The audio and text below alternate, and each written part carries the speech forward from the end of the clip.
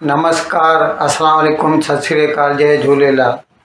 मैं हूं जी प्रेम बटलानी और आप देख रहे हैं हालात हाजरा का प्रोग्राम। हकीकत ये है। इब्तदा में आपसे दरख्वास्त है, चैनल ज़रूर सब्सक्राइब करें। नाजरीन,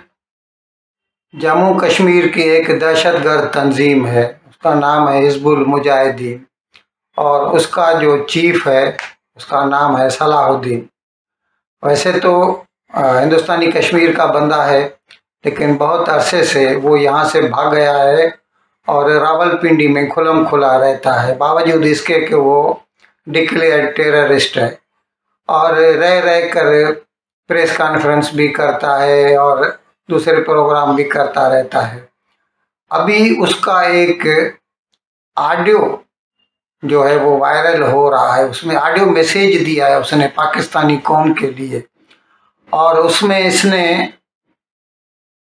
इस बात का इजहार किया है कि पाकिस्तान सरकार ने जो है वो कश्मीर काज को बैक बर्नर पर रख दिया है और वो बकौल उसके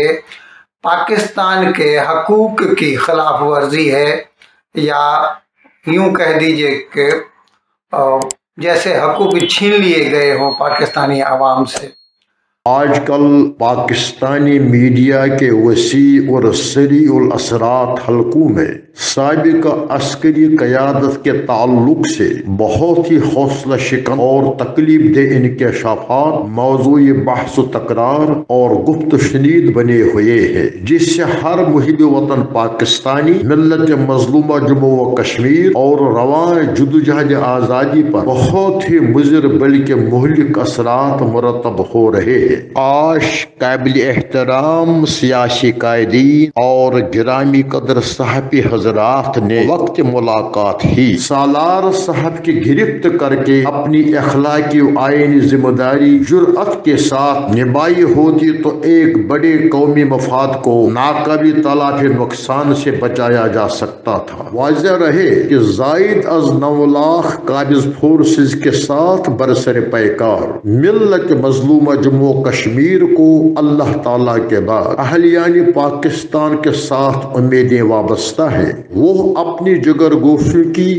गोलियों से छिलनी लाशों को सब्ज हिलाली परचम के नीचे सुपुर्द खाह करते करते थकते नहीं है। उनकी फकीदुल मिसाल कुर्बानियों के साथ जरा से बेवफाई या बेएतनाई भी अल्लाह ताला के गज़ब और कहर को दावत देने के मुतरादिफ है। वैसे भी हर दीदे बीना गवाह है कि जब से तहरीक आज़ादी कश्मीर के हवाले से पस्त हमती का मुजाहरा किया गया, तब से ममलकत खुदादाद की कौमी सलामती बुरी तरह अदमी इस्तेकाम के शिकार होकर रह गई है। अब उसका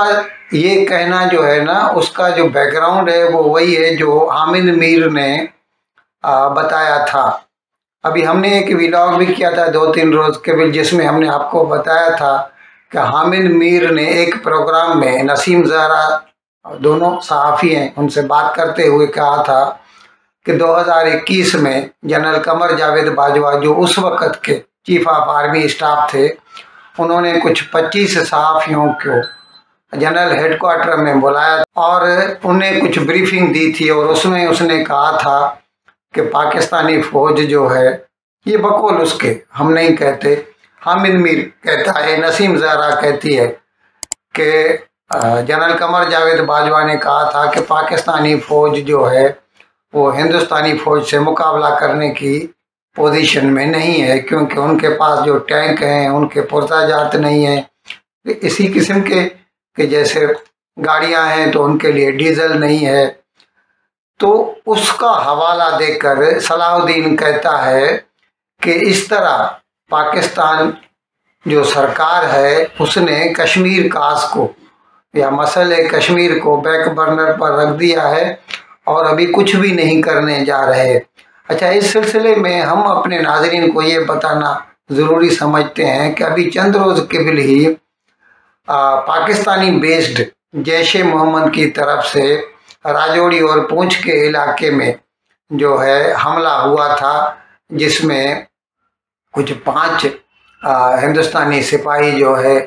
वो शहीद हो गए थे और कुछ ज़ख्मी भी हुए थे। और जिसकी वजह से हिंदुस्तान में बहुत गम और गुस्सा पाया जाता है। तो इस सिलसिले में ये कहना तो गलत है कि पाकिस्तान ने इस काज को बैक बर्नर पर रख दिया है। हाँ, ये कह सकते हैं कि थोड़े ठंडे पड़ गए हैं, लेकिन आप देखिए अभी ये हकीकत में FATF वालों को इस बात के ऊपर ध्यान देना चाहिए कि पाकिस्तान में ये जो दहशतगर्द हैं वो इतने अपर हैंड रखते हैं कि वो खुलम खुला पाकिस्तानी कौम को ये मैसेज देते हैं कि अगर पाकिस्तान को कश्मीर का काज जिंदा रखना है तो उसे दहशतगर्दी की जो वारदातें हैं वो बढ़ानी होंगी और ज़्यादा करने होंगे। और सॉरी, इस सिलसिले में ये भी हम बताना ज़रूरी समझते हैं कि जब पाकिस्तानी अवाम या पाकिस्तानी अफवाज या पाकिस्तानी पुलिस के खिलाफ तहरीक तालिबान वाले या बलोच जो आज़ादी पसंद हैं वो कोई वारदात करते हैं और कोई हलाकतें होती हैं, तो उस वक़्त पाकिस्तान को लगता है कि वो दहशतगर्दी है। और जब वही पाकिस्तान के आदमी जो है हिंदुस्तान में आके, कश्मीर में या हिंदुस्तान में बम्बई में हो, हैदराबाद में हो, कहीं पर भी हो, आके कोई वारदात करते हैं और बेगुनाहों का कत्ल करते हैं, तो उसको वो जो है कश्मीर काज के लिए एक सीढ़ी कह सकते हैं या एक और कदम कह सकते हैं, 1 स्टेप फॉरवर्ड कह सकते हैं, वो बकौल उनके। जबकि हकीकत में दहशतगर्दी तो दहशतगर्दी होती है, बेगुनाहों का खून बहाना ही होता है, उसको किसी भी सूरत में आप जस्टिफाई नहीं कर सकते। नाज़रीन, कल सुप्रीम कोर्ट में ईद की छुट्टियों के बाद पहली सुनवाई हुई और वो जैसे लग रहा था कि बहुत बड़े धमाके होंगे,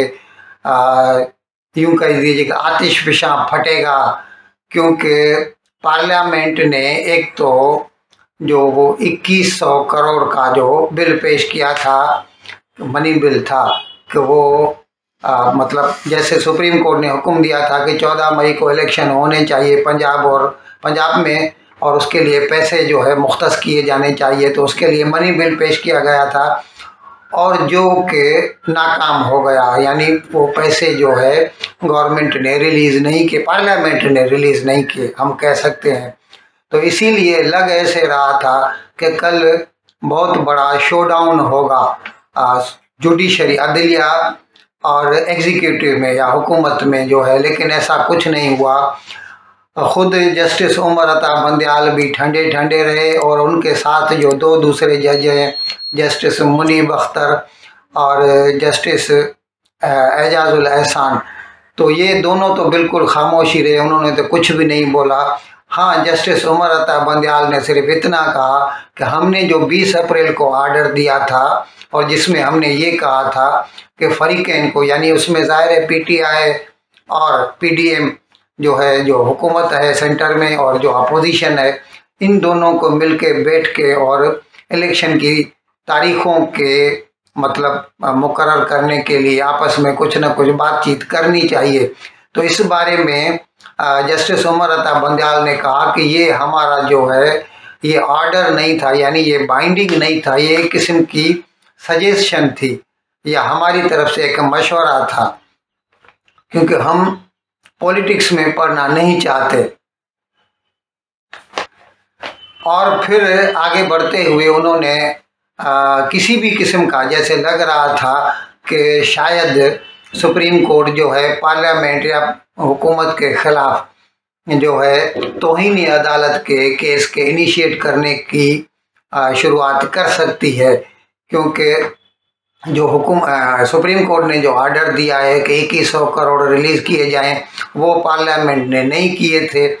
तो इसीलिए लगता था कि हो सकता है वो कंटेम्प्ट ऑफ कोर्ट प्रोसीडिंग्स को इनिशिएट करें, लेकिन ऐसा कुछ भी नहीं हुआ, उल्टा वो ठंडे नज़र आए। हो सकता है कि इसकी वजह जो है वो जो 2 ऑडियो लीक हैं जिसमें जस्टिस उमर अता बंदयाल की सास जो है वो वकील जो तारिक है उनकी बेगम राफिया तारिक से बात कर रही हैं, और फिर एक दूसरी उसी तारिक साहब की जो एक ऑडियो लीक आई थी जस्टिस साकिब निसार के साथ बातचीत करते हुए ये 2 ऑडियो लीक आने के बाद, जिससे ये पता चलता है कि एक किस्म का सुप्रीम कोर्ट के जो ये 3 जज हैं, प्रेजेंट जो बेंच है जो सुन रही है, एक किस्म की पार्टीसनशिप या बायस रखती है पीटीआई के फेवर में। इसीलिए शायद उनको अच्छा नहीं लगा और वो खामोश रहे और किसी भी किस्म के जो है कंटेम्प्ट ऑफ कोर्ट प्रोसीडिंग्स को इनिशिएट नहीं किया। उल्टा उन्होंने तो ये कहा, शाह महमूद कुरैशी ने बातचीत मतलब कोर्ट को एड्रेस करते हुए कुछ सियासी बातें की, तो उन्होंने कहा कि हमें सियासत से कुछ लेना देना नहीं है, आप जाइए और आपस में मुज़ाकरात करके भले आप कोई नई तारीख, क्योंकि क्या है कि वो जो आईनी जो ज़रूरत है कि 90 डेज़ के अंदर अंदर असेंबली डिसोल्यूशन के बाद जो है इलेक्शन होने चाहिए, वो तो 90 डेज़ तो गुजर चुके हैं। अभी कोई भी तारीख होगी तो वो तो उसकी खिलाफ वर्जी में ही होगी। तो इसीलिए अभी लगता है कि खुद जस्टिस उमर अता बंदयाल इस ख्याल के हामी हैं कि भले 14 मई नहीं कोई नई तारीख हो, लेकिन वो नई तारीख के लिए वो चाहते हैं कि पीटीआई और पीडीएम के जो मंदूबिन हैं आपस में मिल के बैठें और कोई किसी नई तारीख का जो है मतलब उस पर इत्तेफाक कर लें आपस में। अब लग तो ऐसे ही रहा है कि ये बात खींचकर वैसे ही जैसे अक्टूबर में चाहती है पीडीएम, तो शायद ये 8 अक्टूबर को ही हो सकते हैं ये, लेकिन अभी इसके लिए तारीख का ऐलान नहीं किया। हाँ, दोनों ने अपने अपने जो वफद है उनका जो लीड करेंगे नेगोशिएशन के लिए, तो पीटीआई के हैं शाह महमूद कुरैशी, सेनेटर अली जफ़र और फवाद चौधरी वाइस चेयरमैन। अच्छा, पीडीएम की तरफ से वज़ीर ख़जाना इसाक डार, ख्वाजा साद रफ़ीक, आज़म नज़ीर तारड़ वज़ीर कानून हैं, अयाज सादिक, यूसुफ रज़ा जीलानी साबिक वज़ीर आज़म है और नवीद कमर। ये लोग जो है आपस में मिल बैठेंगे और किसी नई तारीख पर इत्तेफाक करेंगे। अभी कल उनकी एक मीटिंग हुई और आज एक दूसरी मीटिंग होने जा रही है, अब देखें क्या होता है। नाज़रीन, हमने जैसा कि आपको बताया कि वज़ीर आज़म ने मतलब वो हुकूमत ने ऐवान में नेशनल असेंबली में जो है ये मनी बिल पेश किया था 2100 करोड़ के लिए, और जो कि मतलब नाकाम हो गया, यानी मतलब पार्लियामेंट ने वो पैसे रिलीज़ नहीं किए। तो चारों तरफ से, ख़ास तौर पर हिज़्ब इख्तिलाफ की तरफ से या खुद जजों की तरफ से ऐसा कहा जा रहा था कि इससे ये पता चलता है कि हुकूमत यानी जो मौजूदा हुकूमत है पीडीएम की, वो असेंबली में अपना जो है अक्सरियत खो चुकी है, मेजॉरिटी उसकी ख़त्म हो गई है, इसीलिए तो वो मनी बिल पास नहीं करा सकती। तो इसीलिए उसको चाहिए कि वोट ऑफ कॉन्फिडेंस जो है वो ले ले। तो सरप्राइजिंगली पहले तो कहते थे लेंगे, फिर बोले नहीं लेंगे, 2-3 रोज़ से ये चिमिंगोइयाँ हो रही थी, लेकिन कल अचानक जो है वज़ीर आज़म शहबाज शरीफ ने ये अमल शुरू किया और इसके लिए वज़ीर ख़ारजा बिलावल भुट्टो ज़रदारी ने जो है ये करारदाद पेश की, और जिसमें ये कहा गया था कि ये हाउस जो है रिपोजेज faith in the present government of Pakistan democratic movement PDM, और उसको जो है 342 मेंबरान का ये हाउस है, नेशनल असेंबली है, और 172 अगर किसी को भी मिल जाए तो वो मैजिक फिगर है, लेकिन 180 मेंबरान ने इसके हक में वोट दिया और बड़ी आसानी से राजा परवेज़ अशरफ जो स्पीकर हैं नेशनल असेंबली, उन्होंने ये ऐलान किया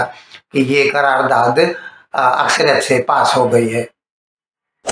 इन अल्फाज के साथ मैं आज का प्रोग्राम ख़त्म करने की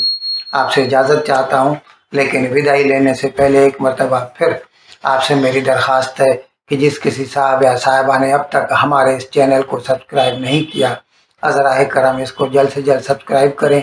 प्रोग्राम को लाइक करें, शेयर करें और घंटी का बटन दबाना न भूलें। बहुत बहुत शुक्रिया। खुदा हाफिज़।